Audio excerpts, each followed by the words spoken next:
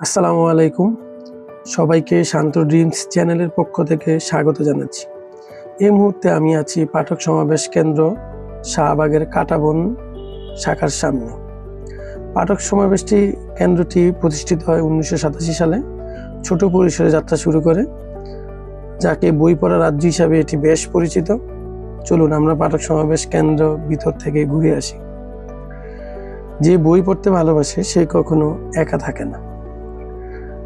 পাঠক সমাবেশ কেন্দ্রের ভিতরে প্রবেশের পর নিজের অজান্তেই একটা ভালো লাগা কাজ করছে এবং মন চাচ্ছে আমি সব কাজকর্ম বাদ দিয়ে শুধু এখানে বসে বই পড়ি।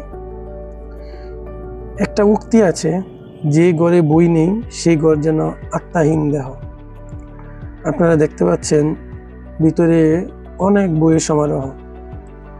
আপনি যখন এখানে আসবেন, এখানে বসার জন্য এবং বই পড়ার জন্য খুব সুন্দর একটা পরিবেশ করা আছে। আপনি ইচ্ছা করলে এখানে বসে বসে বই পড়তে পারেন।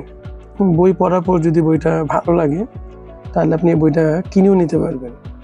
এবং এখানে বসে বসে বই পড়ার জন্য এখানে কোনো এন্ট্রি করতে হয় না, এখানে কোনো রকম চার্জ দিতে হয় না, এবং আপনি চাইলেই এখানে ঘন্টার পর ঘন্টা বসে বসে বই পড়তে পারবেন। এবং এটার মধ্যে যে বই পড়ার যে একটা পরিবেশ, এটা নিজের চোখে সরাসরি না দেখলে উপলব্ধি করতে পারবেন না। এবং দেখেন এখানে কত বই, সবার বই এখানে আছে। আমাদের হুমায়ুন আহমেদ স্যারের সকল কপিগুলো এখানে পাবেন। এবং আপনাদের প্রয়োজনীয় কোনো বই যদি থাকে, যদি এখানে খুঁজে না পান, কর্তৃপক্ষের কাছে যদি আপনারা জানান, এবং তখন ওরা এটা এনে দিতে পারবে।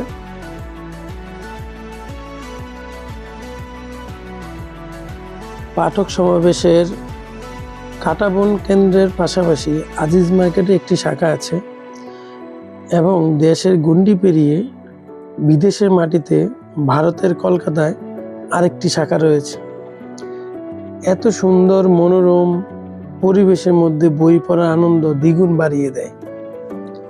আমি প্রত্যাশা করছি এই পাঠক সমাবেশের কেন্দ্রগুলো অন্তত বিভাগীয় শহরগুলোতে একটি করে এবং জেলা পর্যায়ে একটি করে যেন শাখা দেওয়ার ব্যবস্থা করে। একজন শিক্ষিত মানুষের সাথে পার্থক্যই হলো বই। বইয়ের সাথে যতদিন সম্পর্ক থাকবে ততদিন নিজেকেই শিক্ষিত মনে হবে। আসুন সবাই আমরা বেশি বেশি বই পড়ি, নিজের জ্ঞানের পরিধি বৃদ্ধি করি। ভিডিওটি ভালো লাগলে লাইক, কমেন্ট, শেয়ার করুন। ধন্যবাদ।